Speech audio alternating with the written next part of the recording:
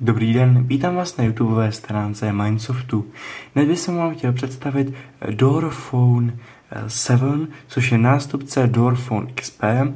Ukážeme si, jaký mezi nimi jsou rozdíly a který vlastně, jestli Doorphone 7 předčil svého předchůdce, tedy Doorphone XP, velice oblíbený telefon.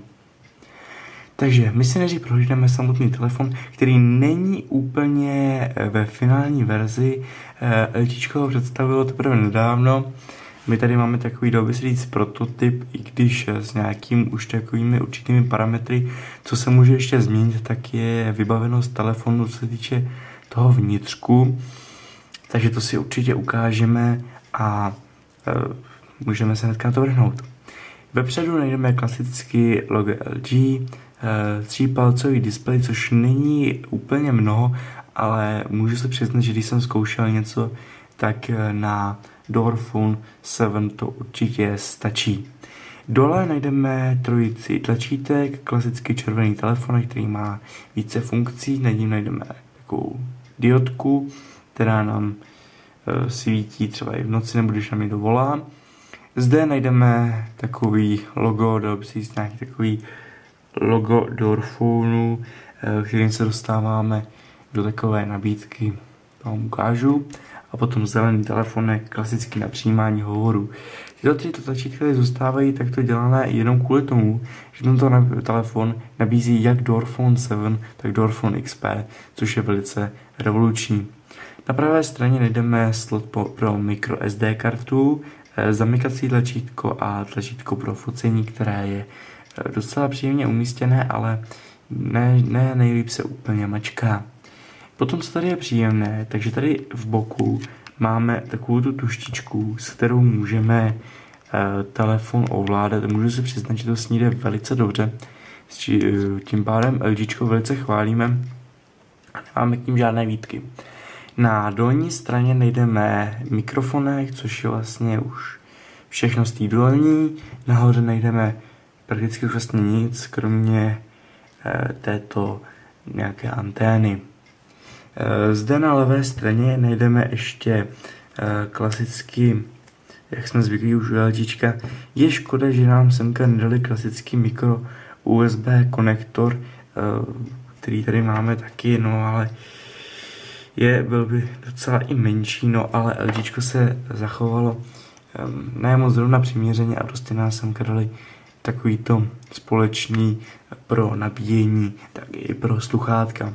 Na horní straně nejdeme ani na dolní, tedy 3,5 mm jack pro sluchátka. Na levé straně ještě najdeme tlačítka pro ovládání hlasitostí, které by měly být výš, ale nemůžou být jenom kvůli této nabíječce. Tak to by bylo ještě zadní kryt.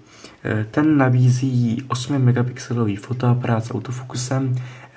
Když si je připlatíte, tak tady místo tohoto kroužku může být přisvětlovací dioda.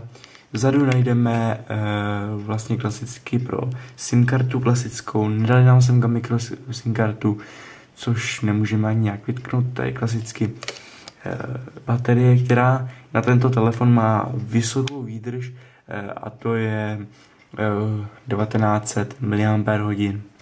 Takže my se mrkneme. Jak vidíte, fungují veškerá tlačítka pro vlastně odemykání, nebo takovéto zobrazení, kde najdeme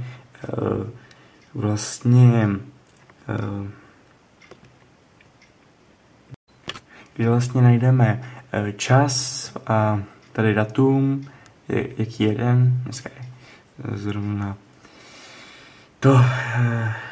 Takže tady dole máme klasicky na odemknutí, můžeme podržet, anebo v případě tímto tlačítkem můžeme odemkat nebo zamykat. Když se dostaneme na klasickou vlastně takovýto menu Doorphone 7, kde najdeme jak vpravo nahoře čas, tak vlastně trojúhelníkové, což na rozkliknutí aplikací, což je docela příjemné, protože ať už se týče další aplikací, tak najdeme většinou čtverce nebo obdélníky. Jak vidíte, je to jenom jeden obdélník a jenom z toho důvodu, aby se rozdělilo. Bohužel si nemůžeme nastavit nějakou velikost, to už je předurčená, ale Microsoft představil, nebo takhle uveřejnil, že by se měla objevit i nějaká, že by se měl objevit Doorphone 8, který bude nabízet už vlastně i dělat na tom předávání ikonek. Takže když přejdeme doprava, tak zde najdeme klasické aplikace, kde tady máme, že vlastně můžeme doprava sehnout a tady, že můžeme dolů. Tady jsou aplikace teda a tady vzadu najdeme nějaké nastavení telefonu a tak dále a tak dále. Zde vlastně nalevo, tak tady najdeme Hradec Králové, to je vlastně, kde jsme, v jakém městě. To se zjišťuje z GPSky. Zde máme datum tady dole, máme tady počasí, dnes má být 13 stupňů a oblačno, až svítí sluníčko, které zrovna teda upřímně nesvítí.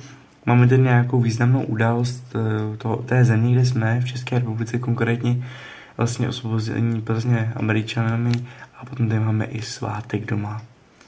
Potom zde máme klasický počasí kalendář, předpověď týdenní, což je také velice příjemné. A potom tady máme nějaké informace o telefonu, vlastně jaký máme operační systém, Doorphone 7, jazyk čeština, fotoaparát má 8 megapixelů, baterie 19 mAh. A vlastně je škoda, že tady nemáme nějaké větší parametry, ale třeba, že tento telefon má dvoujádrový procesor, ale je to docela škoda, že nám to nepíšou. Potom zde máme, když přejdeme doleva, klasické logo ještě Microsoftu, kdybychom nevěděli, jak vypadá, tak aby se dalo lépe propagovat. Potom, co je docela užitečné, tak když takhle přejdeme doprava, hnedka za nastavením, tak se dostaneme do galerie a zase tahem doleva se dostáváme do nastavení a jsme klasicky v tom operačním systému jako takovém. My teďka ještě v zbylých pár minutkách můžeme ukázat, když teďka zmáčkneme toto tlačítko, tak tady můžeme vlastně různě přenastavovat tyto ikony, ale je to takový naše další menu, které známe z Doorphone vlastně XP a můžeme se tady se tady můžeme přepnout i do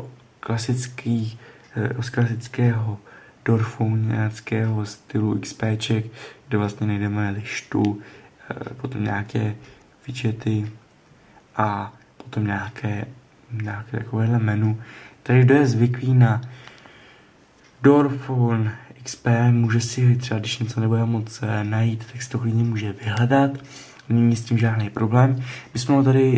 My jsme tady zkoušeli přímo tady, než vlastně my jsme ho zkoušeli asi měsíc, takže nebyly s tím žádné problémy a já bych se ho klidně koupil.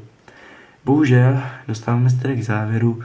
Tento telefon bude za přijatelný 4,5 tisíce korun s tím, že zde bude Doorphone 7, plná verze a určitě potěší jak uživatele Microsoftu, tak i třeba někdo by mohl přejít z Androidu. Určitě by nelitoval, tento telefon nabízí velice možností a určitě to, že nám tady nechali oba dva operační systémy s tím, že XP srzali, tak je to velice příjemné. A ještě jedna věc, Doorphone 7, který je tady nainstalovaný, Doorphone 7.0, konkrétně tak není úplně plná verze, protože bude 7.1 a ten nám nabídne úplně plnou verzi s tím, že by tady neměly být žádné záseky, s kterými jsme se osobně ani nesetkali zatím, ale to se může třeba ukázat časem. Takže já děkuji za pozornost, že jste se podívali na toto video. Určitě pokud se vám líbilo, dejte like, případě odběr na kanál Microsoftu a zase někdy třeba u dalšího videa, třeba konkrétně z Doorphone 8.